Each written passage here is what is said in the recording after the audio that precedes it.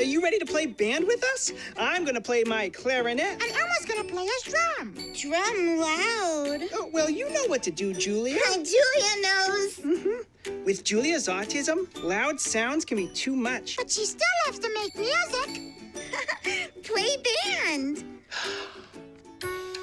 Early screening for autism can make a lifetime of difference. Find out more at screenforautism.org. Put the keys down, Kevin. But I'm gonna drive home. There are several warning signs present that you shouldn't be driving. My text-to-emoji ratio has gotten a little out of hand. A little? Yep, I'm definitely gonna call a ride home. Yo, Scott. Hey. I'm heading out, man. You want to ride? No, I got my car, but I actually really need to go to the bathroom. Oh, you know what? I was just in there. The line is like 10 people long. You know, I think I'll just...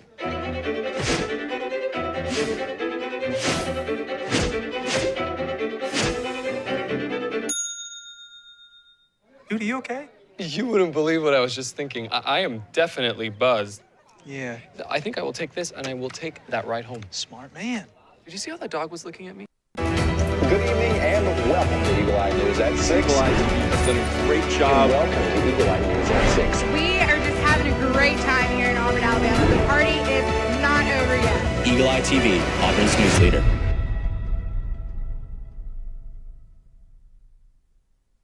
Good evening and welcome to Eagle Eye News at 6. I'm Allison Thomas. And I'm Gavin Dimmitt. Thank you for joining us. On the docket for today, we have news from the past week on the plains. Jalen Walker will take a look at the partial government shutdown, and Ava Bradbury has important entertainment news for later tonight. We will end tonight with some national and business news. Thank you for joining us. Auburn turned 170 years old in February, so the Auburn Plainsman has its newest print edition titled Auburn Turns 170. This new edition covers the history and traditions of Auburn and how the university has evolved. The preparation for this edition began last December and is now set for distribution. Editor-in-Chief of the Plainsman, Brachelle Brooks, explains the impact the Plainsman has made. All of our stories are taken from these student angles, and the way that our writers form their stories has been very influential to what we are and our message as a spirit that's not afraid. And we've had a pretty good impact on the community, and I think our readership is very high because of that. Igris, Auburn's own parading crew, hosted its 9th annual Mardi Gras parade in downtown Auburn. It included colorful green and gold floats, drinks, food, and live music. The parade really gave out the New Orleans vibe throughout the parade. All of Auburn's businesses made floats and threw moon pies and many other treats. Last Friday, the University Program Council invited students to bring their creativity to life in a Minecraft build battle. This build battle was held in the Student Center game room. Students were offered free food and a chance to envision some iconic Auburn landmarks in the world of Minecraft. We spoke with Aaliyah Steed with the UPC, and she told us more about this exciting event. This is Minecraft Build Battle. There's going to be a couple different rounds where we spin a wheel and choose a topic for all of the students to compete against.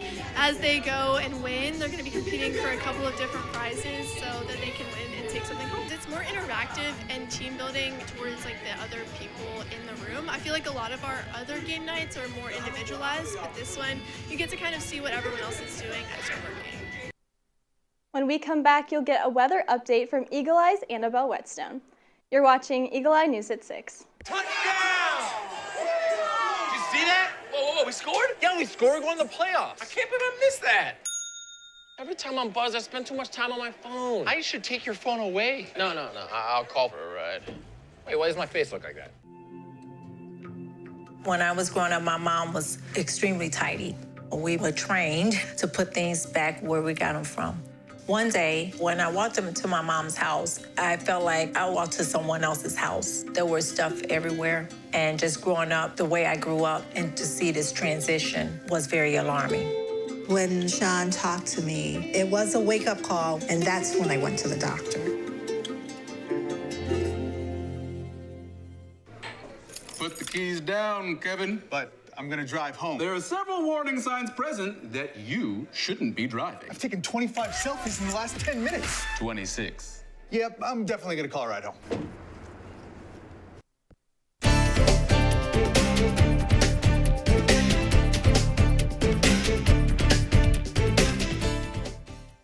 Welcome back to Eagle Eye News at 6. My name is Annabelle Whetstone, here with your weather outlook for this week on the plains. We are expecting a mixture of cloudy and partly sunny skies this week, with potential rainfall on Friday. We're looking at a gradual rise in temperatures up until Friday with a high of 77, followed by an equally gradual drop in temperatures with Sunday's high being only 57. Moving into the weekend, we're looking at partially cloudy skies and temperatures ranging from the low 70s on Saturday to the low 40s on Sunday. That's all from me. Next, you'll get a political news update from Jalen Walker with Eye on the Hill. You're watching Eagle Eye News at 6.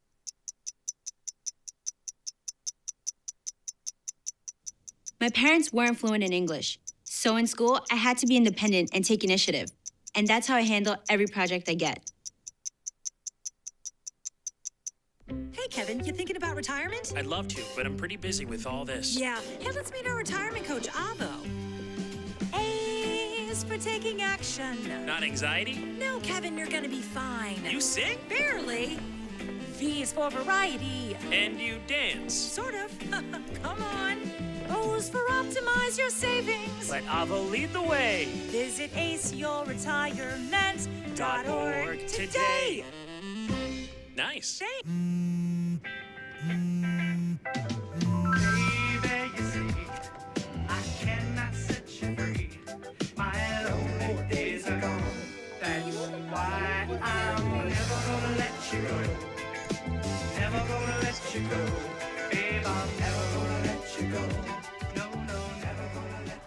Here you go. Thank you. Thank you.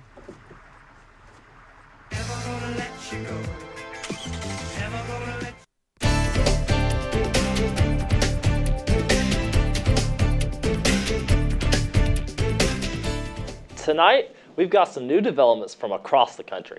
I'm Jalen Walker with tonight's Eye on the Hill. Once again, the federal government is shut down. Democrats and the Trump administration could not come to an agreement on funding for the Department of Homeland Security and ICE, so DHS funding has lapsed. Here's CNN's Jen Sullivan talking about the shutdown. Money to fund the Department of Homeland Security has halted. Democrats are pushing for reforms and more oversight of the agency's Immigration and Customs Enforcement before signing off on more funding. We have a rogue agency. Why don't we rein them in? The demand for change comes after federal immigration agents fatally shot 2 U.S. citizens last month. Alex Preddy and Renee Nicole Good were killed by DHS agents during protests in Minneapolis. Their deaths sparked nationwide outrage over ICE's handling of protests. As a result, Democrats say they want to see a slew of policy changes, including tougher new use of force guidelines. But the Trump administration says those policies are already in place. Border Patrol and ICE both have use of force guidelines. They both have operational instructions on, use the minimum force necessary. Senate Minority Leader Chuck Schumer says Democrats also seek no roving patrols. ICE agents blocked from entering churches, schools, or polling places. Coordination with local agencies, and no more masks. In response to the January killings, DHS Secretary Kristi Noem announced earlier this month that all DHS agents in Minneapolis would wear body cameras, with the program gradually expanding nationwide. But she did not change the mask policy. But what are you going to do, expose their faces so you can intimidate their families? A recent poll asked independent voters their thoughts on ICE's enforcement of immigration laws. 71% thought they'd gone too far. I'm Jen Sullivan reporting. Democrats are open to coming back to the table, but only if their reform demands are met. In Virginia, their state Supreme Court has allowed Democrats to put on a ballot measure that, if enacted, will allow Democrats in the state to pick up 4 seats. This comes as states like Texas, California, and Missouri have all changed their maps, all in preparation for the midterm elections. GOP Virginia Representative Rob Whitman says that the new maps will, quote, disenfranchise most Virginians, if not all of them, that are Republican or independent. Here's what House Democratic leader Hakeem Jeffries had to say. Republicans started this redistricting war, and Democrats have made clear we're going to finish it. We're going to make sure that there is a fair national map. So at the end of the day, it's the voters who get to decide who's in the majority after the November midterm elections and not Donald Trump. When they go low, we strike back. That's the Democratic approach, and the Republicans are feeling it right now. I mean, when they go low, you're going lower, it seems like. We're not going lower, we're striking back.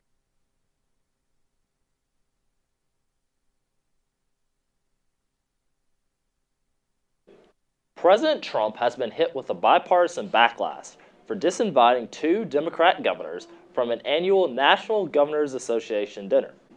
Governor Jared Polis of Colorado and Governor Wes Moore of Maryland were both disinvited by President Trump to the dinner, which caused the NGA to announce that they will not hold its annual meeting at the White House.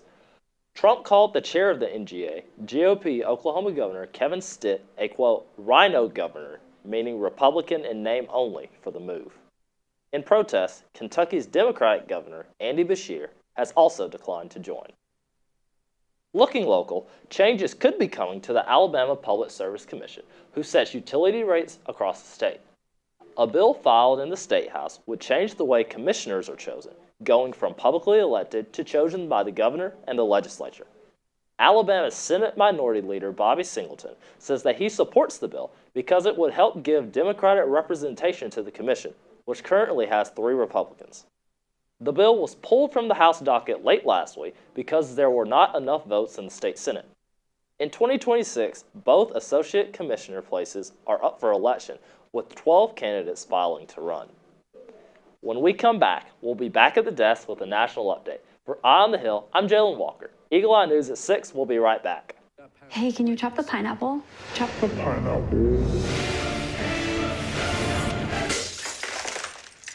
Nope, I'm high. How about I wash off the grapes? Yes. Okay. You're already making good decisions when you're high. I want tacos. Will you drive? I'm a little toasty.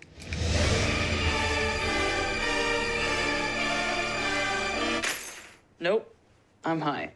Let's order in. Don't make an exception when it comes to driving. If you feel different, you drive different. See on page 4 that the projections need to be tornado next Thursday. Seriously? Thursday? Can't do that. This is really inconvenient. I have yoga that day. I have no time for this. So. I can't do Thursday, but I can do Friday. Disasters don't plan ahead. You can. Talk to your loved ones about how you're going to be ready in an emergency.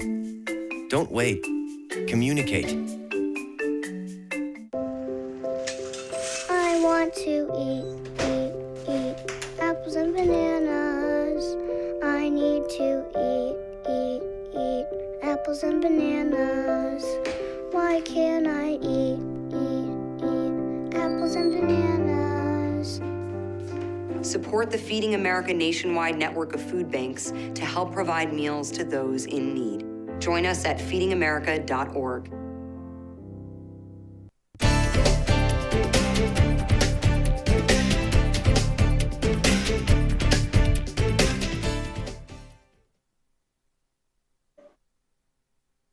Starting our national roll in the Northeast, a shooting occurred today in a Rhode Island ice rink. A gunman reportedly fired from behind seating during a 2 p.m. hockey match at the Dennis Lynch Arena in Pawtucket. 1 person has been killed and an additional 4 have been hospitalized. Nearby businesses reported panic as children sought shelter inside. The Bureau of Alcohol, Tobacco, and Firearms confirmed that they are working in conjunction with local officials to control the situation. The alleged shooter shot and killed himself per ABC News.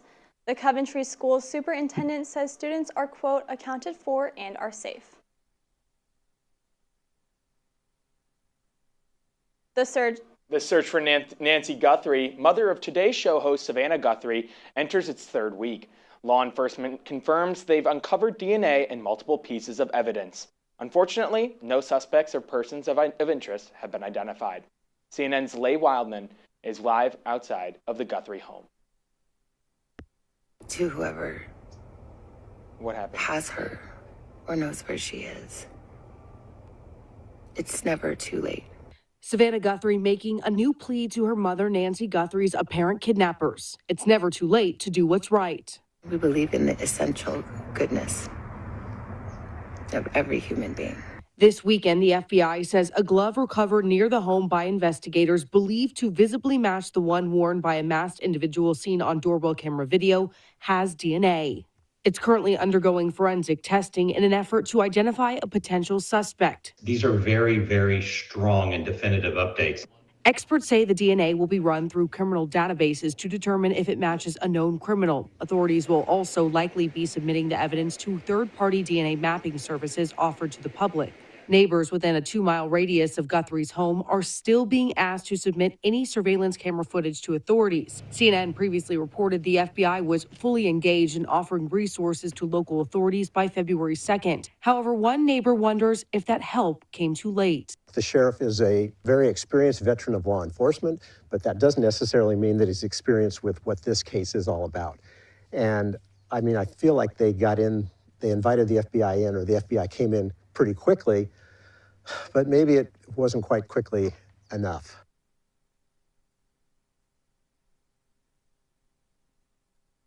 Today marks the 15th day since Nancy Guthrie disappeared from her Tucson, Arizona home. The Department of Homeland Security has expanded efforts to identify Americans opposing immigration and customs enforcement.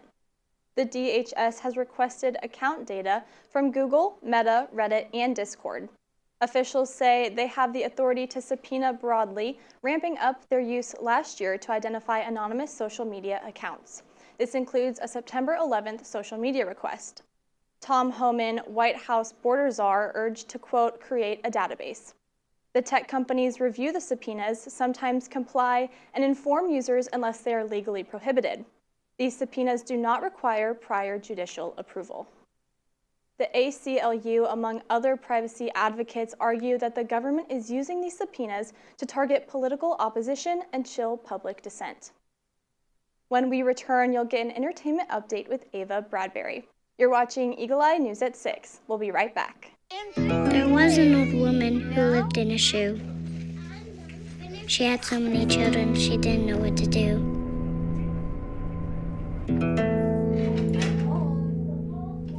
She gave them some broth without any bread and kissed them all soundly. Lights out. Good night. And put them to bed. Hunger is a story we can end. End it at feedingamerica.org.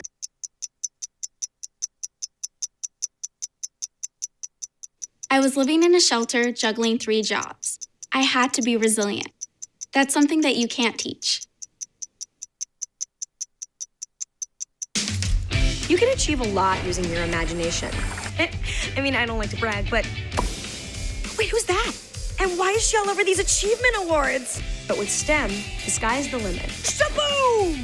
Use STEM to envision... Okay, I'm seeing it. Yeah. Invent... Got any ideas? I've got a few, actually. And create a better world. Told you she's super smart. If she can STEM, so can you. Find out more at She Can STEM.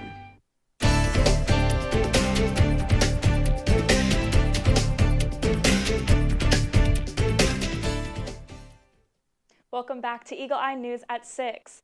I'm Ava Bradbury, here to update you on the top entertainment stories of the week. James Van Der Beek has passed away just a little over a year after revealing his colorectal cancer diagnosis. The actor rose to fame starring as Dawson Leary in the 1990s era hit teen drama Dawson's Creek.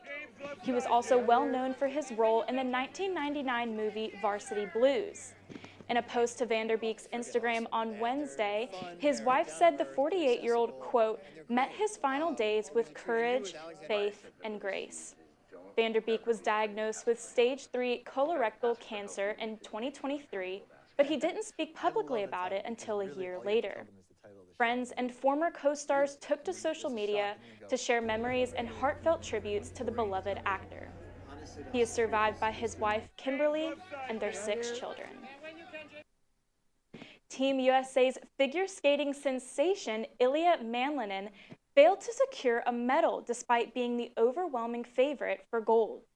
The 21-year-old, known as the Quad God for his groundbreaking quad axel, struggled with 2 falls during his performance, finishing in a shocking 8th place.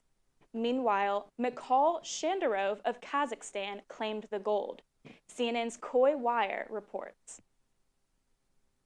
Maybe the biggest shock of these 2026 Winter Games, Team USA figure skating sensation Ilya Malinin, the overwhelming favorite to win men's figure skating gold, failing to even medal. He finished 8th. You hardly ever see Malinin fall. He fell twice. He hadn't lost a competition in more than 2 years. After he came off the ice, he said, "I blew it." It was 21-year-old Mikhail Shandarov of Kazakhstan taking the gold. He learned to skate at a shopping center. He finished second to Malinin at the World Championships last year, but comes out of nowhere, out of 5th place heading into the free skate to claim gold here at the Winter Olympics in Italy. It's just Kazakhstan's 2nd winter gold ever. Now, the 21-year-old Malinin said afterwards that he could not process what had just happened, that maybe he was too confident, said that nothing is like the Olympic stage. Nicknamed the Quad God, only person ever to pull off a quad axel in international competition. But at his first ever Olympics, the Quad God looked mortal here in Italy. It's the biggest upset so far at these 2026 Milano Cortina Winter Games. How did you spend Valentine's Day weekend?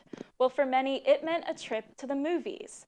While other films made their debuts, Wuthering Heights led the way, earning $34.8 million. CNN's David Daniel has the early box office estimates for the top 5 films in theaters, Friday through Sunday. What's your name? Matt, and you are Cafe del Sole. Gia, not No, I Gia. know. I Cafe was just trying to be funny. Okay, keep trying. Solo Mio fell to 5th place, adding $6.8 million. I was busy trying to keep us alive. A trio of new movies sent Send Help down to 4th place with $9 million. Doesn't matter how much money you make, it's never enough. I'll know when I have enough. How? $15.1 million gave Crime 101 a 3rd place debut. All my life, I've always wanted to play professional warball. Goat started out in 2nd place, scoring $26 million. Why did you leave me? Why did you betray your own heart? Wuthering Heights, starring Margot Robbie and Jacob Elordi, opened on top, taking in $34.8 million. In Hollywood, I'm David Daniel.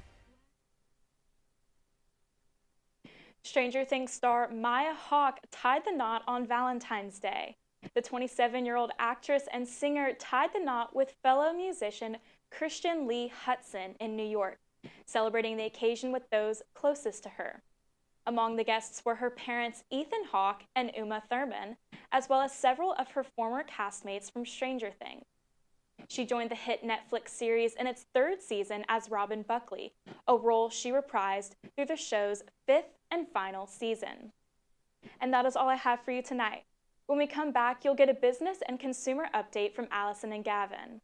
I'm Ava Bradbury, and you are watching Eagle Eye News at 6. We'll be right back. We need to go meet the guys. I'm lit. Can you drive? Pool party at Jesse's. Can you drive? Will you drive? I'm a little toasty.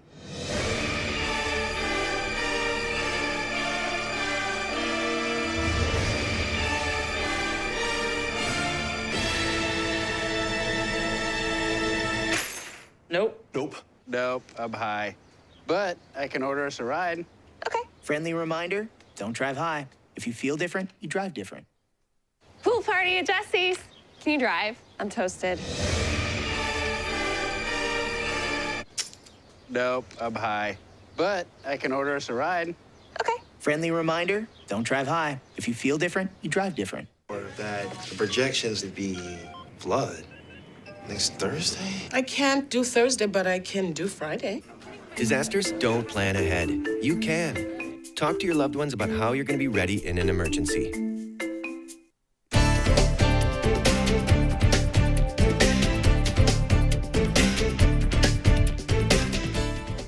Welcome back to Eagle Eye News at 6. I'm Gavin Dimmitt. It's time to break open that piggy bank.